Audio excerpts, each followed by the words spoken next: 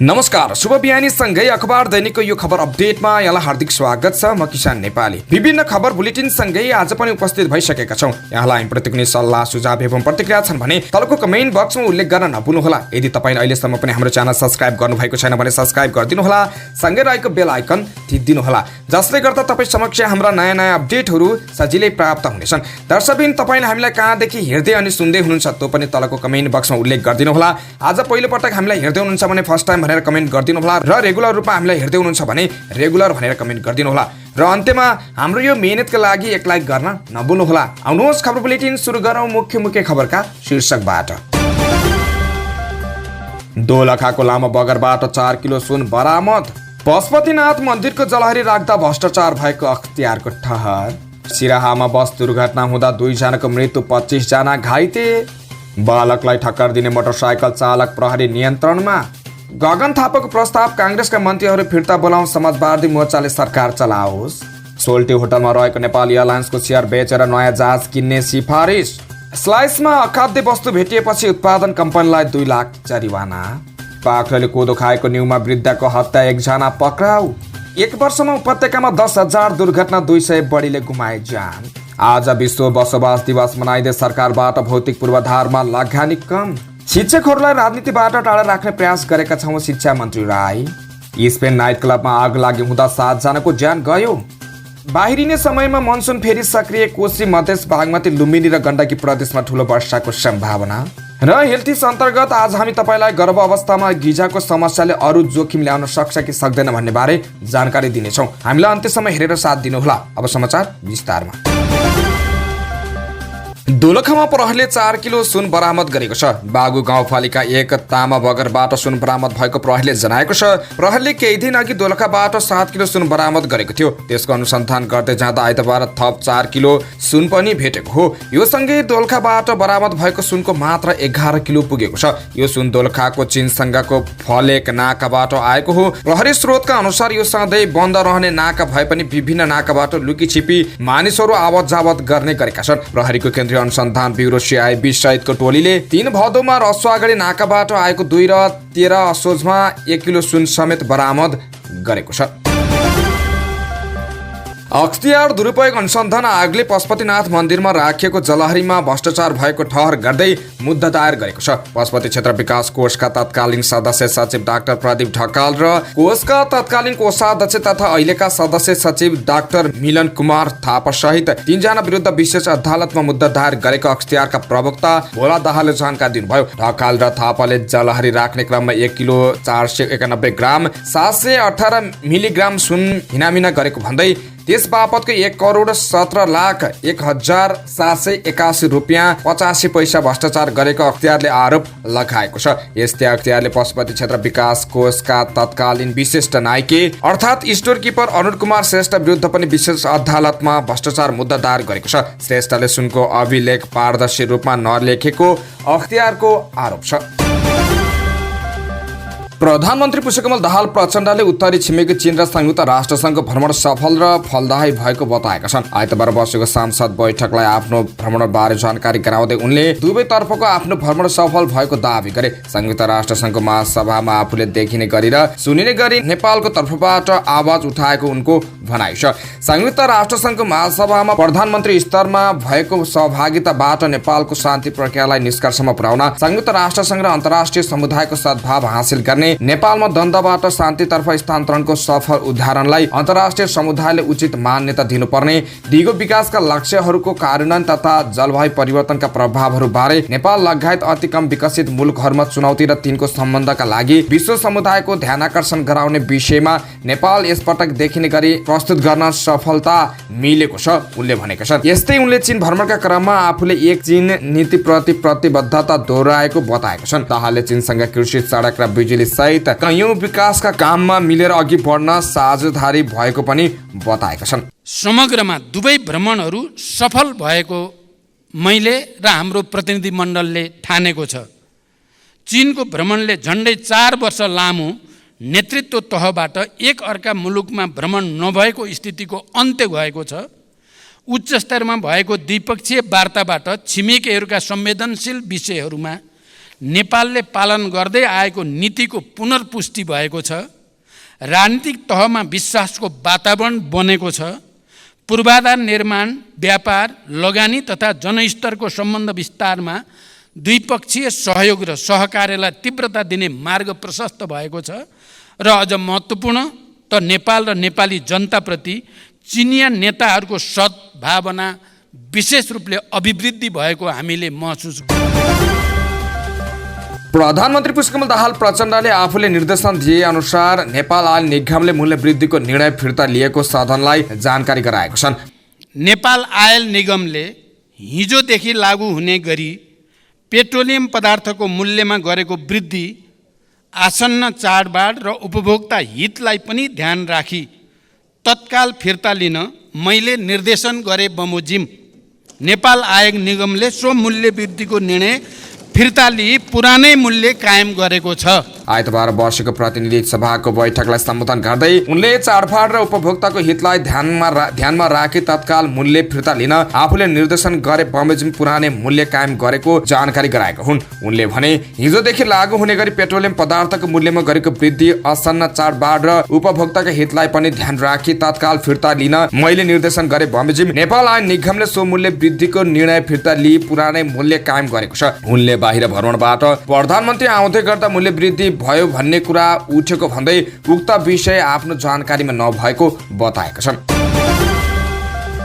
सिराहामा यात्रुवाहक बस दुर्घटना हुँदा 2 जनाको मृत्यु भएको छ भने 25 जना घाइते भएका छन्। आइतबार दिउँसो सप्तरीको राजविराजबाट जनकपुरतर्फ जाँदै गरेको नाचर ख 7178 नम्बरको यात्रुवाहक बस स्प्रिङ पट्टा भाँचिएर मिर्चोयाको मारुति सिमेन्ट फ्याक्ट्री नजिक अनियन्त्रित भई दुर्घटना भएको इलाका प्रहरी कार्यालय मिर्चोयाका डीएसपी जितेन्द्र बस्नेतले जानकारी दिए। डीएसपी बस्नेतका अनुसार 2 जना पुरुषको घटनास्थलमा मृत्यु भएको हो। यस्तै बसमा सवार 25 जना यात्रुहरू घाइते भएका छन्। घाइते भएका उनीहरूको गोलबजार स्थित अस्पतालहरूमा उपचार भइरहेको डीएसपी बस्नेतले बताएका छन्। मृतकको हालसम्म शनाखत हुन सकेको छैन। दुर्घटनाको विषयमा थप अनुसन्धान भइरहेको प्रहरीले जनाएको छ। अभिनेता अनमोल केसी हिरासत मुक्त भएका छन्। उनलाई खोजेको बेला उपस्थित हुने गरी अभिभावकको जिम्मा लगाएको प्रहरीले जनाएको छ। जिल्ला अदालतले 3 दिन हिरासतमा राख्न अनुमति दिए पनि उनलाई अनुसन्धानका लागि हिरासतमा राख्नुपर्ने अवस्था नदेखेकाले रिहा गरेको जिल्ला प्रहरी परिषद काठमाडौँका प्रवक्ता कुमोद ढुङ्गेलले जानकारी दिए। रिहा भएपछि अनमोल केसी घरबाट मगाएको गाडी चढेर प्रहरी कार्यालयबाट बाहिरिएका छन्। फिल्म रावणको आर्थिक लेनदेन विवादमा निर्मात्री सुप्रिया कटुवालले अनमोल विरुद्ध उजुरी दिएकी थिइन्। प्रहरीले उनलाई शुक्रबार बेलुका सागाबाट पक्राउ गरेको थियो। प्रहरीले गरेको सोधपुछमा अनमोलले आफूले 10 लाख फिर्ता गर्न खोज्दा पनि रावण फिल्मका निर्माताले लिन अस्वीकार गरेको बताएका थिए। साथै स्क्रिप्ट चित्त नबुझेर प्रोजेक्ट अस्वीकार गरेको पनि बताएका थिए। त्यस्तै राष्ट्रिय स्वतन्त्र पार्टीको सभापति रवि लामिछानेले आयल निगमको घाटाबारे यथार्थ निक्रियोल गर्न माग गरेका छन्। आजको प्रतिनिधि सभाको बैठकमा उनले कर्मचारीलाई सधैँ बोनस बाँड्ने निगम कसरी घाटामा जान्छ भन्दै प्रश्न गरे। आयल निगम आयात पनि आफै गर्छ, व्यापार पनि आफै गर्छ, नियामक निकाय पनि उही हो, सबै कुरा आफै गर्छ। कर्मचारीलाई बोनस बाँड्न भ्याउँछ तर सधैँ घाटामा छु भन्छ। घाटा के हो? उनले भने निक्रियोल गरियोस्। अन्तर्राष्ट्रिय बजार अनुसार मूल्य वृद्धि भएको हो भने घटेका बेला मूल्य घटाउन 2-3 दिन किन लाउँछ? यो आयल निगम व्यापार पनि आफै गर्छ, आयात पनि आफै गर्छ, नियामक निकाय पनि उही हो, सबै कुरा आफै गर्छ र भन्छ सधैँ घाटामा छु भन्छ। कर्मचारीलाई बोनस बाँड्न पनि भ्याउँछ तर सधैँ यो घाटामा रहन्छ। यो घाटा के हो? सधैँ यो देशले यो घाटा सहिरहनु पर्ने कुराको चाहिँ निर्क्युल होस् अनि अटोमेटिक सिस्टममा अन्तर्राष्ट्रिय बजारमा बढेको मूल्यका कारणले आफै भएको हो भन्ने हो भने घटेका बेलामा यसले मूल्य किन घटाउँदैन, 2 दिन 3 दिन किन लगाउँछ? यो कुरामा गम्भीर ध्यानाकर्षण म आज गराउन चाहन्छु। यस्तै उनले संविधान दिवसको अवसरमा दिएको आम माफीप्रति चर्को असन्तुष्टि पोखे। राष्ट्रपतिज्यूले संविधान दिवसको दिनमा भोज राख्नु भएको थियो तर म सहभागी हुन सकिन। तर संयोगवश त्यो भोज थिएन। त्यो दिन दहाडे सडकमा मान्छे काटेला उन्मुक्ति दिएको पार्टी रहेछ। म खुसी छु त्यो पार्टीमा त्यो जुठो खान परेन। नेपाली जनताले लडेर ल्याएको लोकतन्त्रमा संविधान जसलाई लिएर यो देशले आशा भरोसा राखेको छ। सरकारको सिफारिसमा राष्ट्रपतिले दिएका आम माफी प्रति राष्ट्रिय स्वतन्त्र पार्टीले विरोध गर्दै आएको छ। अर्को महत्त्वपूर्ण कुरा, संविधान दिवसका दिनमा सम्माननीय राष्ट्रपति ज्यूले भोजको आयोजना गर्नुभएको थियो। त्यो भोज कार्यक्रममा म सरिक हुन पाइनँ तर संयोगले त्यही दिन म रोल्पाको एक परिवारमा गएँ। त्यहाँ बसेर जनताले बनाएको ढिँडो खान पाएँ। मलाई लागेको थियो त्यो संविधान दिवसको भोज थियो, त्यो खुसी थियो संविधान दिवसको उपलक्ष्यमा। तर त्यो भोज त संविधान पाएको खुसियालीको भोज होइन रहेछ। दिन दहाडै सडकमा मान्छे काट्नेलाई उन्मुक्ति दिएको पार्टी रहेछ। म खुसी छु त्यो पार्टीमा त्यो जुठो खान परेन। नेपाली जनताले लडेर ल्याएको लोकतन्त्रमा संविधान जसलाई लिएर यो देशले आशा गरेको छ, भरोसा गरेको छ, त्यति धेरै हामीले लगानी गरेर बनाएको संविधान दिवसको अवसर पारेर यसमा मौका छोपेर जुन काम सरकारको सिफारिसमा सम्माननीय राष्ट्रपतिबाट हुन गयो, राष्ट्रिय स्वतन्त्र पार्टी त्यसको घोर विरोध गर्न चाहन्छ र यो लोकतन्त्र, संविधान यी विषयहरूमा टेकेर यस्ता जघन्य अपराध गर्ने मानिसहरूलाई, दिउँसै मानिसलाई हत्या गर्ने र आजीवन सजाय पाएको मान्छेलाई यस्ता अवसरहरूमा, जनताले खुसी मान्नुपर्ने अवसरहरूमा उन्मुक्ति दिने प्रणालीलाई बन्द गर्नको निमित्त म जोरदार माग गर्न चाहन्छु। सुर्खेतको वीरेन्द्रनगर स्थित फोरलेन सडकको गोकुल कटेज नजिकै बालकलाई ठक्कर दिएर फरार भएका मोटरसाइकल चालकलाई प्रहरीले नियन्त्रणमा लिएको छ। प्रहरीले 31 वर्षका मोटरसाइकल चालक अर्जुन पुनलाई नियन्त्रणमा लिएको जनाएको छ। गुरभाकोट नगरपालिका 14 का उनले प्रदेश 3002 प 9202 नम्बरको मोटरसाइकल चलाएका थिए। मोटरसाइकलको ठक्करबाट दैलेखको 820 नगरपालिका 6 खिड्की जिउला घर भएका 6 वर्षीय बालक टेक दर्शन गिरीको मृत्यु भएको थियो। प्रधानमन्त्री पुष्पकमल दाहाल प्रचण्डले आफू विदेश भ्रमण जाँदा सम्मानित सदनलाई जानकारी दिएरै गएको स्पष्ट पारेका छन्। आइतबार प्रतिनिधि सभाको बैठकमा उठेका प्रश्नहरूको जवाब दिँदै उनले आफू चीन भ्रमणमा जाँदा जानकारी गराएरै गएको बताएका छन्। उनले भने, म हरेक पटक विदेश भ्रमण जाँदा सधैँ सम्मानित सदनलाई जानकारी दिएर नै गएको हो। चीन भ्रमण जाँदा पनि मैले जानकारी दिएकै थिएँ। केही माननीय सदस्यलाई थाहा नरहेछ कि भन्ने लागेको हुनाले मैले भन्नै परेको हो। प्रधानमन्त्री विदेश भ्रमण रहँदा सामाजिक सञ्जालमा विभिन्न टीका टिप्पणी भएका थिए। सरकारले सुन तस्करी प्रकरणमा छानबिन गर्न पूर्व न्यायाधीश डिल्लीराम आचार्यको नेतृत्वमा जाँचबुझ आयोग गठन गरेको छ। आइतबारको मन्त्री परिषद बैठकले सुन तस्करी प्रकरणमा उच्च अदालतका पूर्व न्यायाधीश डिल्लीराम आचार्यको संसदमा 4 सदस्यीय जाँचबुझ आयोग गठन गरेको सरकारका प्रवक्ता रेखा शर्माले जानकारी दिइन्। बैठकको निर्णय सुनाउँदै सरकारी प्रवक्ता रेखा शर्माले भनिन्, गृह मन्त्रालयको प्रस्तावमा सुनको अवैध तस्करी नियन्त्रण गर्न सुझाव सहितको प्रतिवेदन पेश गर्न जाँचबुझ आयोग गठन गर्ने कुरा निर्णय थियो। त्यो अनुरूप उच्च अदालतका पूर्व न्यायाधीश डिल्लीराम आचार्यको संसदमा 4 सदस्यीय आयोग गठन भएको छ, जसमा अर्थविज्ञको रूपमा किशोर जङ्कारकी, गृह मन्त्रालयको प्रतिनिधिको रूपमा प्रेमराज जोशी र सहकुल थापा सहितको 4 सदस्यीय जाँचबुझ आयोग गठन भएको छ। साथै सरकारले आयल निगमलाई पेट्रोलियम पदार्थको मूल्य यथावत राख्न पनि निर्देशन दिएको छ। आइतबार सिंहदरबारमा प्रधानमन्त्री पुष्पकमल दाहाल प्रचण्डले मन्त्री परिषदको आकस्मिक बैठक बोलाएका थिए। नेपाली कांग्रेसका महामन्त्री गगन कुमार थापाले प्रचण्ड सरकारबाट पार्टीका मन्त्रीहरू फिर्ता बोलाउने प्रस्ताव अघि सारेका छन्। 2-2.5 वर्ष समाजवादी मोर्चालाई सरकार चलाउन दिने र बाँकी 2-2.5 वर्ष कांग्रेसले एक्लै सरकार चलाउने उनको प्रस्ताव छ। सत्तारूढ गठबन्धनमा माओवादी केन्द्र, एकीकृत समाजवादी र कांग्रेसले आलो पालो सरकारको नेतृत्व गर्ने सहमति भएको छ। त्यसअनुसार अहिले प्रचण्ड सरकारमा सबै दल सहमति छन्।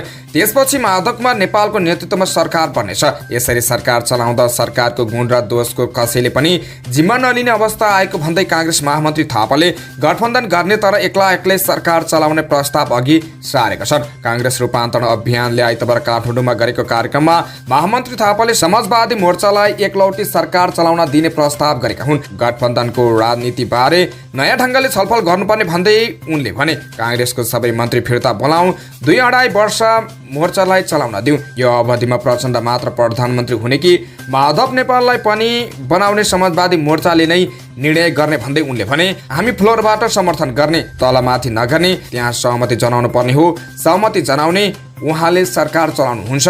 महामन्त्री थापाले त्यसपछिको 2-2.5 वर्ष कांग्रेसले चलाउन पाउनु पर्छ। कांग्रेसले एक्लै चलाउँछ, जस भए पनि कांग्रेसले लिन्छ, अब जस भए पनि कांग्रेसले लिन्छ।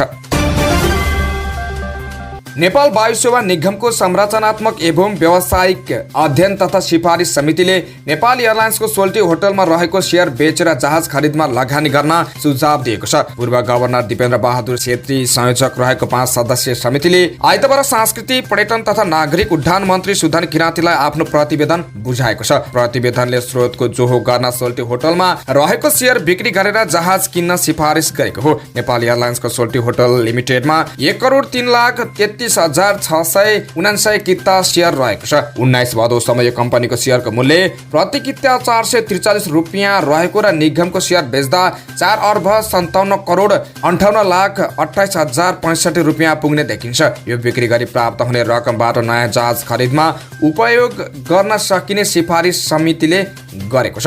अर्कोतर्फ निगमले बजारबाट 2,19 करोड रुपियाँ उठाउनु पर्ने अवस्था देखिएको समेत समितिले जनाएको छ। सो रकम नउठ्दा यसको प्रत्यक्ष प्रतिकूल असर नगद प्रवाहमा परेको भन्दै समितिले यो रकम उठेमा समेत नयाँ जहाज किन्नमा प्रयोग गर्न सकिने उल्लेख गरेको छ। निगम वर्तमान अवस्थामा पुँजीको अभाव, ऋण र जहाज अभावको चर्को दबावमा रहेको भन्दै सरकारको पूर्ण स्वामित्वमा रहेका कारण सरकारले आवश्यक पुँजी थप गरी आवश्यक मात्रामा जहाज किन्न समेत समितिले भनेको छ। निगमसँग अहिले 48 अर्ब 3 करोड ऋण रहेको छ। नेपाल प्रहरी प्रमुख आइजिपी वसन्त कुँवरले सुरक्षाको कुरा सरकारको मात्र विषय नभएको बताएका छन्। आइतबार काठमाडौँमा आयोजित सडक सुरक्षा तथा ट्राफिक सचेतना सप्ताह 2080मा उनले उपत्यकामा चुनौतीको रूपमा रहेको ट्राफिक व्यवस्थापन नेपाल प्रहरी र सरकारवाला पक्षहरूबीच सहकार्य गर्दै अगाडि बढेको बताएका छन्। सुरक्षा केवल सरकारको मात्र विषय होइन, हामी सबैको साझा सहकार्यको प्रतिफल पनि हो। त्यसैले नेपाल प्रहरीले हरेक पक्षमा आपसी समन्वय र सहकार्यमा अगाडि बढिरहेको छ। उपत्यकामा चुनौतीको रूपमा रहेको ट्राफिक व्यवस्थापन नेपाल प्रहरी र सरकारवाला पक्षबीच सहकार्य भएको छ। आउने दिनहरूमा ट्राफिक व्यवस्थापन र क्षति न्यूनीकरणमा ध्यान दिँदै सुरक्षालाई चुस्त दुरुस्त तरिकाले सुधार गर्ने लक्ष्य लिएको उनको भनाइ छ। उनले जनतालाई सेवा दिने र ट्राफिक व्यवस्थापनका लागि सरकार र अन्य सम्बन्धित निकायको धेरै भन्दा धेरै सहकार्य आवश्यक भएको पनि बताएका छन्। स्लाइस उत्पादन कम्पनी बनाउने बेभरेजलाई काठमाडौँ महानगरपालिकाले 2 लाख रुपियाँ जरिवाना गरेको छ। सो कम्पनीले उत्पादन गरेको स्लाइसमा अखाद्य वस्तु भेटिएपछि जरिवाना तिराएको काठमाडौँ महानगरले जनाएको छ। बजार अनुगमनको क्रममा काठमाडौँ महानगरपालिका 32 स्थित कालीमाटीमा सञ्चालित एक पसलमा बेच्न राखिएको स्लाइसमा अखाद्य वस्तु भेटिएको महानगरले जनाएको छ। हामीले पछिल्लो समय नियमित अनुगमन गरिरहेका छौँ। यही क्रममा स्लाइसमा कालो लेदो पदार्थ भेटिएपछि उत्पादन गर्ने कम्पनीलाई नै कारबाही गरेका हौँ। महानगरका अनुगमन निरीक्षक डाक्टर अवशेष शाहले भने यस्तै प्याकिङ पछि भौतिक र रासायनिक दुवै रूपमा अनिवार्य गुणस्तर मापन गर्न समेत निर्देशन दिएको छ। अखाद्य स्लाइसको लटमा उत्पादन भएका अन्य उत्पादनहरूको पुनः गुणस्तर परीक्षण गर्न पनि अनुगमन टोलीले कम्पनीलाई निर्देशन दिएको छ। अभिनेता हरिवंश आचार्यले सरकारले यातायातमा लगानी गर्न कन्जुसाई गरेको बताएका छन्। आइतबार काठमाडौँमा आयोजित सडक सुरक्षा तथा ट्राफिक सचेतना सप्ताह 2080मा उनले कोही भिआइपी कतै सवारी हुन पर्यो भने सबै सिस्टम नै अस्तव्यस्त हुने गरेको बताएका छन्। यातायातको क्षेत्रमा सरकारले एक पैसा पनि खर्च गर्न सकेको छैन। हुँदाहुँदै हाम्रो देशमा ट्राफिक सिस्टम नै छैन, गाडीहरू रोक्ने ठाउँ नै छैन। धेरै ठाउँमा बस स्टपहरू निर्माण गर्न सकिन्छ, तर सरकार कस्तो कन्जुस छ भने सरकारले सरकारकै लागि पनि 1 रुपैयाँ जग्गा छोड्न सक्दैन। र त्यस्तै गरी सरकारी निकायहरू भएको ठाउँमा धेरै ठाउँमा त्यस्ता किसिमका बस स्टपहरू निर्माण गर्न सकिन्छ, तर सरकार कस्तो कन्जुस भनेदेखि आफ्नो सरकारले सरकारकै लागि पनि 1 रुपैयाँ जग्गा छोड्न सक्दैन भनेपछि त्यस्तो स्थिति छ। उनले सबै देशहरूमा व्यवस्थित बस स्टपहरू हुने गरेको तर नेपालमा भएको बस स्टप पनि नाम मात्रको भएको बताएका छन्। काठमाडौँमा ट्राफिक व्यवस्थापन हचुवाको भरमा चलेको उनको भनाइ छ। यस्तो अवस्थामा सुधार गरेर व्यवस्थापन गर्नुपर्ने आचार्यको भनाइ छ। आदिममा बाख्राले कोदो खाएको न्युमा एक वृद्धको हत्या भएको छ। नेत्रावती डबचोङ गाउँपालिका 4 की 70 वर्षकी सुकुमाया गुरुङको हत्या आरोपमा प्रहरीले सोही ठाउँका 35 वर्षका मङ्गल गुरुङलाई पक्राउ गरेको छ। जिल्ला प्रहरी कार्यालय धादिङका अनुसार 12 असोजको अपराह्न 4 बजे सुकुमायाको शव भेटिएपछि प्रहरीले अनुसन्धान सुरु गरेको थियो। प्रारम्भिक अनुसन्धानबाट हत्या भएको खुलेपछि प्रहरीले मङ्गल गुरुङको खोजी सुरु गरेको थियो। उनी आफ्नो घरदेखि केही पर गोठमा लुकेर बसेको अवस्थामा पक्राउ परेको प्रहरीले जनाएको छ। प्रहरीले हत्यामा प्रयोग गरेको खुर्पा पनि बरामद गरेको छ। प्रहरीका अनुसार मृतक सुकुमायाको गाई बाख्राले पटक पटक मङ्गलको अन्न बाली खाएको र घटना भएको दिन पनि सुकुमायाको गाई बाख्राले मङ्गलको कोदो खाइदिएको थियो। सोही विषयमा विवाद हुँदा आफूले सुकुमायालाई खुर्पा प्रहार गरेको मङ्गलले स्वीकार गरेको प्रहरीले बताएको छ। गत वर्ष काठमाडौँ उपत्यकामा 10,000 सवारी दुर्घटनामा 200 बढीले ज्यान गुमाएको छन्। उपत्यका ट्राफिक प्रहरीले सार्वजनिक गरेको तथ्याङ्क अनुसार बढ्दो सवारी चापको कारणले उपत्यकामा दुर्घटना बढ्दा 200 बढीले ज्यान गुमाउन परेको छ। सवारी दुर्घटना हुनुको मुख्य कारण मादक पदार्थको सेवन गरेर सवारी चलाउनु, लापरवाही गरेर सवारी चलाउनु, पूर्वाधार जोखिमपूर्ण रहेको प्रहरीको तथ्याङ्कमा उल्लेख छ। यसका साथै देशभरि दर्ता भएका करिब 63 लाख मध्ये काठमाडौँ उपत्यकाभित्र करिब 14 लाख सवारी साधन छन्। विगत 5 वर्षमा सवारी दुर्घटनामा परेर करिब 12,000 व्यक्तिको मृत्यु भएको ट्राफिक प्रहरीले जनाएको छ। उपत्यका ट्राफिक प्रहरी कार्यालय प्रमुख प्रहरी नायब महानिरीक्षक Poshraj पोखरेलले underpass, overhead bridge, flyover, सडक संरचना र स्वचालित प्रणालीबाट मात्र शहरको सवारी व्यवस्थापन सम्भव हुने बताएको छन्। उनी भन्छन्, सडकमा सवारी चाप नसक्नु छ। संरचना सुधार गरेन भने दुर्घटना बढ्दै जान्छ। सडक सवारी साधन र पैदल यात्रीले मात्र प्रयोग गरेका छैनन्। विरोधका कार्यक्रम र प्रदर्शन पनि सडकमा हुँदा चाप बढेर काठमाडौँ सडक अस्तव्यस्त भएको ट्राफिक प्रहरीको निष्कर्ष छ। त्यस्तै नेकपा माओवादी केन्द्रले प्रधानमन्त्री समेत रहेका पार्टी अध्यक्ष पुष्पकमल दाहाल प्रचण्डको चीन भ्रमणले दुई देश बीचको सम्बन्धमा नयाँ आयाम थपिएको दावी गरेको छ। आइतबार पार्टी केन्द्रीय कार्यालय पेरिस डाँडामा आयोजित पत्रकार सम्मेलनमा पार्टी प्रवक्ता एवं उपाध्यक्ष अग्निप्रसाद सापकोटाले दुई देशको सम्बन्धमा उत्पन्न शंका भ्रमणपछि निवारण भएको छ। उनले भ्रमणको सबैभन्दा ठूलो उपलब्धि नै यही भएको भन्दै दुई देश बीचको सम्बन्ध सुधार हुँदै गइरहेको बताएको छन्। 12 बुँदे विज्ञप्ति र संयुक्त वक्तव्यसम्म हेर्दा यो भ्रमणले दुई देशका विकास सम्बन्धका काममा सहकार्य हुने आश जगाएको र सम्बन्धमा नयाँ आयाम थपिएको बताएका छन्। चीनको सुपर मिनिस्ट्री जस्तो रहेको राष्ट्रिय विकास तथा सुधार आयोगसँग नेपालको सहमति हुनु भनेको नेपालको विकासका लागि धेरै महत्त्वपूर्ण रहेको उनको भनाइ छ। राष्ट्रिय विकास तथा सुधार आयोगले त्यहाँका अन्य मन्त्रालयको अनुगमन र स्रोतको बाँडफाँड समेत गर्ने हुँदा यसले विकास निर्माणमा नयाँ आयाम थपिएको बताएका छन्। यस्तै नेपाल चीन ऊर्जा व्यापारका लागि पनि नयाँ ढोका खोलेको बताएका छन्। कृषि, पशुपालन, मत्स्यपालन लगायतका विषयमा पनि सम्बन्धले नयाँ उचाइ हासिल गरेको उनको भनाइ छ।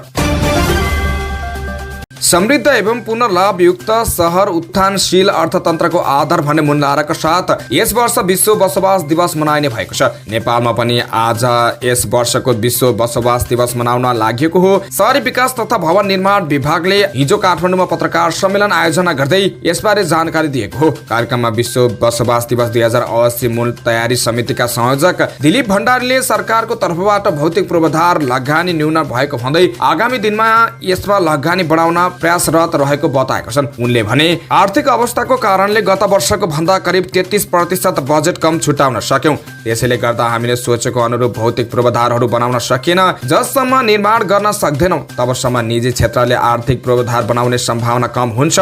सरकारको तर्फबाट नै भौतिक पूर्वाधारमा लगानी न्यून छ, त्यसकारण निजी क्षेत्र कम मात्रामा आउने गरेका छन्। आगामी दिनमा त्यसमा लगानी बढाउन प्रयासरत छौं। निजी क्षेत्रलाई आउन प्रोत्साहन होस्। उनले शहरी विकास मन्त्रालय र यस अन्तर्गतका निकाय तथा कार्यालयहरूले क्षेत्रीय शहरी विकास आयोजना, शहरी करिडोर आयोजना, नयाँ सहर आयोजना मार्फत स्थानीय तहहरूमा सामाजिक तथा आर्थिक पूर्वाधार विकासका कार्यक्रमहरू कार्यान्वयन गर्दै आएको बताएका छन्। उनले भने शहरी विकास मन्त्रालय र यस अन्तर्गतका शहरी विकास तथा भवन निर्माण विभाग, स्थानीय पूर्वाधार विभाग र सम्बद्ध निकायहरूले दिगो शहरीकरण र समृद्ध अर्थतन्त्रलाई मूल मन्त्र मानेर सघन शहरी विकास कार्यक्रम, क्षेत्रीय शहरी विकास आयोजना, शहरी करिडोर आयोजना तथा सहर आयोजना मार्फत विभिन्न स्थानहरूमा सामाजिक तथा आर्थिक पूर्वाधार विकासमा कार्यक्रमहरू कार्यान्वयन गर्दै आएको छ। काठमाडौँका फुटपाथमा व्यवसाय गर्नेहरूले धन्यवाद र्याली निकालेका छन्। फुटपाथ व्यवसायलाई विकल्पसहित व्यवस्थापन गर्नुपर्ने मागसहित 149 घण्टा उभिएर प्रदर्शन गरेका अभियन्ता ई र काठमाडौँ महानगरपालिका बीच भएको सहमतिको स्वागत गर्दै उनीहरूले र्याली निकालेका हुन्। फुटपाथ सार्वजनिक स्थानमा व्यापार गरेका व्यवसायलाई विकल्प दिन महानगरले 1 हप्ताभित्र पहल गर्ने सहमति भएको थियो, जसको स्वागत गर्दै व्यवसायीहरूले सडक व्यवसाय व्यवस्थापनमा सहकार्य गर्न तयार रहेको बताएका छन्। शिक्षा विज्ञान तथा प्राविधिक मन्त्री अशोक कुमार राईले शिक्षकहरूलाई राजनीतिबाट टाढा राख्ने कुरा विधेयकमा समावेश गरिएको बताउनु भएको छ। आइतबार प्रतिनिधि सभामा विद्यालय शिक्षा सम्बन्धी कानूनलाई संशोधन र एकीकरण गर्न बनेको विधेयक पेश गर्दै मन्त्री राईले विधेयक मार्फत शिक्षकहरूलाई राजनीतिबाट टाढा राख्ने प्रयास गरिएको बताउनु भएको छ। उहाँले मान्छेको व्यक्तिगत आस्था आफ्नो ठाउँ भए पनि आस्थाका कारणले पठन पाठनलाई प्रभावित पार्न नहुनेमा सरकार सचेत रहेको बताउनुभयो। उहाँले भन्नुभयो, विद्यालयको सम्पत्ति सुरक्षित हुनुपर्छ, त्यसको दुरुपयोग हुनु हुँदैन भन्ने कुरामा पनि विधेयकमा प्रस्ताव अगाडि सारिएको छ। शिक्षकहरूलाई राजनीतिबाट टाढा राख्नुपर्छ, मान्छेको व्यक्तिगत आस्था आफ्नो ठाउँमा छ, तर यो आस्थाका कारणले पठन पाठनलाई प्रभावित पार्नु हुँदैन, शिक्षाको गुणस्तरलाई प्रभावित पार्नु हुँदैन। शिक्षकहरूले कुनै पार्टीको सदस्यता लिएर कसैका विरुद्धमा कसैका लागि भोट माग्ने काम गर्न हुँदैन भन्ने कुरा पनि विधेयकमा राखिएको छ। ट्रेड युनियन अधिकारी अन्तर्गत आफ्नो पेशागत हक हितका निम्ति शिक्षकहरूले सङ्गठित हुन पर्ने शिक्षक महासङ्घले व्यवस्था गरेको छ। त्यस हिसाबले शिक्षकहरूको पेशागत उन्नयन र उनीहरूको पेशागत हक अधिकार र कर्तव्यलाई सुनिश्चित गर्ने गरी यो विधेयक प्रस्ताव गरिएको छ। शिक्षा मन्त्री राईले पाठ्यक्रम विकासका सम्बन्धमा पाठ्यपुस्तक तर्जुमा गर्नुपर्ने सन्दर्भमा पनि अहिलेको सामाजिक परिवर्तनलाई समेत आत्मसात गरेको पाठ्यपुस्तक तयार गर्नुपर्ने तर्फ विधेयकको ध्यान गराएको बताउनुभयो। सशस्त्र प्रहरीले चोरी पौठारीका 100वटा वाकिटाकी सेट सप्तरीबाट बरामद गरेको छ। भारतबाट अवैध रूपमा ल्याउँदै गरेको 8 लाख रुपियाँ बराबर वाकिटाकी सशस्त्र प्रहरी बल नेपाल बीओपी छिनमस्ता गाउँपालिका 2 मोहनपुरबाट बरामद गरेको हो। सेट ल्याउने व्यक्ति भने गस्तीमा रहेको सुरक्षा फौजलाई टाढेबाट देख्न साथै फरार भएको सशस्त्र प्रहरी बलका सहप्रवक्ता डीएसपी शैलेन्द्र थापाले बताएका छन्। विशेष गरी सुरक्षाकर्मीले प्रयोग गर्ने रेडियो सेट के प्रयोजनको लागि ल्याइएको थियो भन्ने खुल्न नसकेको उनले बताएका छन्। समाचारको क्रममा अन्तर्राष्ट्रिय खबर। स्पेनको एउटा नाइट क्लबमा आइतबार बिहान भएको आगलागीमा परि कम्तीमा 7 जनाको ज्यान गएको तथा अन्य 4 जना घाइते भएको स्थानीय अधिकारीहरूले बताएका छन्। दक्षिण पूर्वी शहर मर्सियाको क्लबमा भएको आगलागीमा ज्यान गुमाएका 4 जनाको शव फेला परेको उद्धारमा संलग्न आपतकालीन सेवाका 1 जना उद्धारकर्ताले एएफपीलाई बताएका छन्। बारुण यन्त्रका कर्मचारी तथा स्थानीय सङ्घ संस्थाले आगो निभाउन खोज तथा उद्धारमा अहिले पनि सक्रिय छन्। आपतकालीन सेवाका कर्मचारीले सामाजिक सञ्जालमा सार्वजनिक गरेका तस्बिरहरूमा पानीको फोहराबाट आगो निभाएको क्लबबाट धुवाँको मुस्लो निस्केको देखिन्छ। समाचारको क्रममा मौसम खबर। बाहिरिने समयमा मनसुन फेरि सक्रिय भएको छ। गैरातीदेखि देशका केही ठाउँमा पानी परिरहेको छ। मौसमविद सञ्जीव अधिकारीका अनुसार अहिले कोशी र कर्णाली प्रदेशका थोरै र बाँकी प्रदेशका 1-2 ठाउँमा हल्का वर्षा भइरहेको छ। आज देशका धेरैजसो ठाउँमा हल्कादेखि मध्यम वर्षाको अनुमान गरिएको छ। भोलि र पर्सि भने ठूलो पानी पर्ने मौसमविद अधिकारीले जानकारी दिनुभयो। उहाँको अनुसार बंगालको खाडीमा बनेको न्यूनचापीय क्षेत्रको असर नेपालमा परेको छ। यसैको कारण कोशी, मधेस, बागमती, लुम्बिनी, गण्डकी प्रदेशका केही ठाउँमा ठूलो पानी पर्ने सम्भावना छ। यस्तै यो प्रणाली सँगै स्थानीय वायुको प्रभाव मिसिँदा केही ठाउँमा एकैछिनमा आधी घोप्टे वर्षा समेत हुने मौसमविद अधिकारीले बताउनुभयो। केही दिन अघिसम्म मनसुन कमजोर थियो, जसले गर्दा खासै पानी परेको थिएन, तर शुक्रबारदेखि धेरै ठाउँमा हल्कादेखि मध्यम वर्षा भइरहेको छ भने केही ठाउँमा आधी घोप्टे वर्षा भइरहेको छ। अबको 3 दिन मौसम यस्तै रहने सम्भावना रहेकाले यात्रा गर्दा सावधानी अपनाउन मौसमविदको सुझाव छ। आफूले यात्रा गर्ने बेला सडकको अवस्था र मौसम सम्बन्धी जानकारी लिन मौसमविदले सुझाव दिएका छन्। र समाचारको क्रममा हेल्थ टिप्स अन्तर्गत आज तपाईलाई हामी गर्भावस्थामा गिजाको समस्याले अरू जोखिम ल्याउन सक्छ कि सक्दैन भन्ने बारे जानकारी दिँदैछौँ। हामीलाई अन्त्यसम्म हेरेर साथ दिनुहोला। मुख कीटाणुहरूको प्रवेशद्वार हो। धेरै प्रकारका ब्याक्टेरिया, वातावरणीय प्रदूषण, फोहोर, हात वा खानपान मार्फत मुखमा प्रवेश गर्छन्। साथै खानाका बाँकी रहेका सूक्ष्म कणहरू पनि दाँतको बीचमा अड्किएर सुक्खा मुखमा सड्ने र कुहिने हुन्छ। स्वास्थ्य मुखको विशेषता भनेको स्वास्थ्य गिजा र दाँत हो। दैनिक एकपटक ब्रस गरेर दाँत सफा र स्वास्थ्य हुन्छ भने धेरैलाई लाग्छ, तर स्वास्थ्य मुखको लागि दाँत मात्र होइन, गिजाको हेरचाह पनि जरुरी हुन्छ। गिजा दाँतको जग हो। हाम्रो दाँत हड्डीमा अड्केको हुन्छ। हामीले मुखको स्वास्थ्यलाई ध्यान दिएनौँ भने गिजाको रोग लाग्न सक्छ। नियमित ब्रस गरिएन वा गिजाको सफाइमा ध्यान दिएन भने गिजा सुनिने, गिजाबाट रगत बग्ने, दाँत दुख्ने र सास गनाउने जस्ता समस्या देखा पर्छन्। गिजाको समस्यालाई सामान्य रूपमा लियो र समयमा उपचार गरिएन भने पेरियोडोन्टाइटिस रोग लाग्न सक्छ। यो रोगले गिजा यति कमजोर हुन्छ कि दाँत हल्लिने र झर्ने समस्या समेत आउन सक्छ।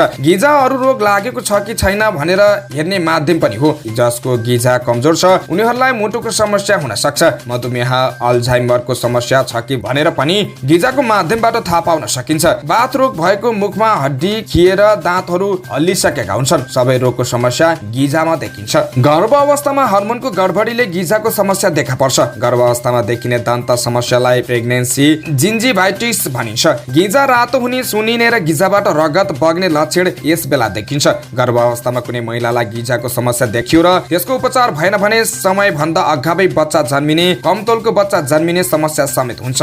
मुखको स्वास्थ्य अवस्था राम्रो भएन भने बच्चाको दाँत र गिजाको विकासलाई पनि असर गर्न सक्छ। धेरै महिला त बच्चा जन्मिएपछि मेरो गिजामा समस्या देखियो भन्दै आउँछन्, तर बच्चा जन्मिएपछि भन्दा पनि गर्भ अवस्थामा नै महिलालाई गिजाको समस्या देखिएको हुन्छ। त्यो बेला हेलचक्राइ गरेर पछि समस्या बढेको हो। त्यसैले गर्भ अवस्थाको योजना बनाउनु अघि एकपटक दन्तरोग विशेषज्ञसँग भेट्नुपर्छ। कतिपय महिला गर्भ अवस्थामा उपचार गर्न डराउने गर्छन्, तर गर्भवती भइसकेपछि गिजाको समस्या देखियो भने पनि त्यसको उपचार गर्न मिल्छ। चिकित्सकको सल्लाह अनुसार गर्भ अवस्थामा प्रयोग गर्न मिल्ने उपचार गर्न सकिन्छ। गर्भ अवस्थाको दोस्रो चरण अर्थात् 3 देखि 6 महिनामा उपचार गर्न सकिन्छ। हवस् त यिनी खबरसँगै आजलाई अखबार दैनिक सक्यो। स्वच्छ, ताजा अनि निष्पक्ष समाचारको लागि हाम्रो च्यानल सब्स्क्राइब गर्न नभुल्नुहोला। बिदा हुन्छौँ, नमस्कार।